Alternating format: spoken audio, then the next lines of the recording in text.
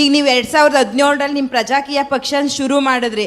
ನಮಗೆಲ್ಲ ಒಂದು ಭರವಸೆ ಇತ್ತು, ನಿಮ್ಮ ಸೂಪರ್ ಸಿನಿಮಾ ಕೂಡ ಅವಾಗ ರಿಲೀಸ್ ಆಗಿತ್ತು. ಸಿನಿಮಾ ತರ ಆಗ್ಬಿಡುತ್ತೆ ಅಂತ ಅಂದ್ರೆ ನೀವು ಆ ಥರ ಮಾಡ್ತೀರಾ ಅಂತ ಸರ್. ಸಿನಿಮಾ ಥರ ಅಲ್ಲ, ನಿಮ್ಮದೊಂದು ಗುರಿ ಇದೆ, ನೀವು ಈ ಥರ ಒಂದು ಬದಲಾವಣೆ ಮಾಡ್ತೀರಾ ಬೆಂಗಳೂರನ್ನ ಅನ್ನೋದೊಂದು ನಮಗೊಂದು ಖುಷಿಯ ವಿಚಾರ ಇತ್ತು.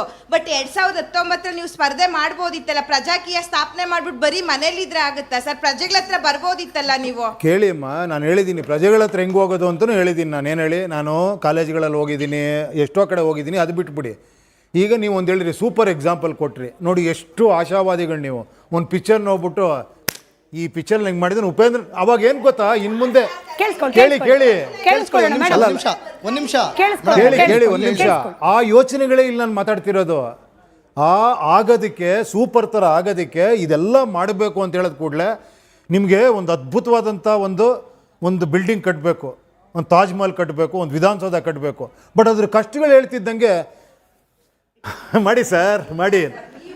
ಬಟ್ ಅಂದ್ರೆ ಡಿಲೇ ಬಗ್ಗೆ ಅವರಲ್ಲಿರೋ ಪ್ರಶ್ನೆನೂ ಅದೇನೆ. 2017ರಲ್ಲಿ ರಾಜಕೀಯ ಅಥವಾ ಪ್ರಜಾಕೀಯಕ್ಕೆ ಎಂಟರ್ ಆದ್ರು ಉಪೇಂದ್ರ ಅವರು. 2026ರಲ್ಲಿ ಇದೀವಿ, ಈಗಲೂ ಕೂಡ ಜನರನ್ನ ರೀಚ್ ಆಗ್ತೀವಿ ಅಂತಾನೆ ಇದ್ದಾರೆ. ಆಕ್ಚುಲ್ ಬದಲಾವಣೆ ತರ್ಲಿಕ್ಕೆ ಉಪೇಂದ್ರ ಅವ್ರು ಹೇಳಿ, ಅದ್ರ ಬಗ್ಗೆ ಡೀಟೇಲ್ ಹೇಳ್ಬಿಡ್ತೀನಿ. ನಿಮ್ಗೆಲ್ಲ ಗೊತ್ತಿದೆ, ಮರ್ತೋಗಿರ್ಬೋದು ನೀವು. ನಾನು ಬಂದಾಗ ಏನಾಯ್ತು, ಯಾರೋ ಪಕ್ಷ ಕೊಟ್ಟರು, ನಾನು ನಂಬಿದೆ.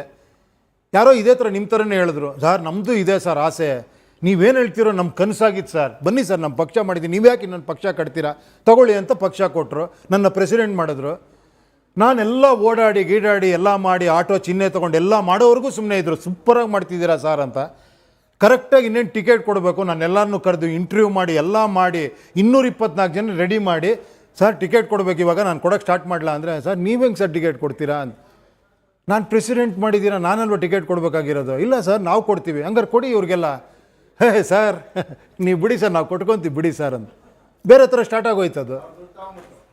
ಕೇಳಿ, ಅವಾಗ ಏನಾಯಿತು, ನಾನು ಪಕ್ಷದಿಂದ ಹೊರಗೆ ಬಂದೆ, ಎಲೆಕ್ಷನ್ ನಿಂತ್ಕೊಳ್ಳೋಕ್ಕಾಗಿಲ್ಲ. ಅಲ್ಲೇ 3 ವರ್ಷ ಹೊಟ್ಟಾಯ್ತು ನಂದು. ನೆಕ್ಸ್ಟ್ ಬಂದಿದ್ದು ಯಾವುದು, MP ಎಲೆಕ್ಷನ್.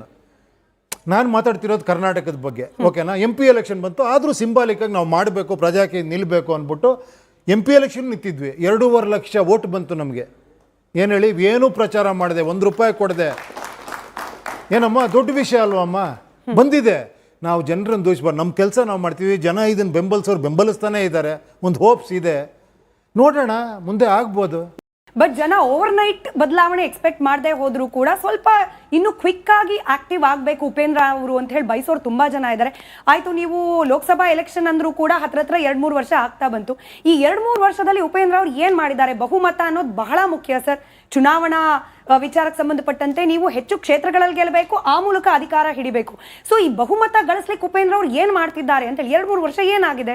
ಅಲ್ಲ, ಏನು ಮಾಡಬೇಕು ಅಂತ ಹೇಳಿದ್ರೆ ಅದನ್ನ ಮಾಡಕ್ಕೆ ಸ್ಟಾರ್ಟ್ ಮಾಡ್ತೀನಿ ಇನ್ಮೇಲೆ. ದಯವಿಟ್ಟು ಅದು ಒಂದು ಸಜೆಸ್ಟ್ ಮಾಡಿ, ನೀವು ಇಲ್ಲಿರೋರೆಲ್ಲ. ಪ್ರಜೆಗಳಿಂದ ಪ್ರಜಾಕೀಯ, ಪ್ರಜೆಗಳಿಗಾಗಿ ಪ್ರಜಾಕೀಯ, ಪ್ರಜೆಗಳಿಗೋಸ್ಕರ ಪ್ರಜಾಕೀಯ, ಮಟ್ಟ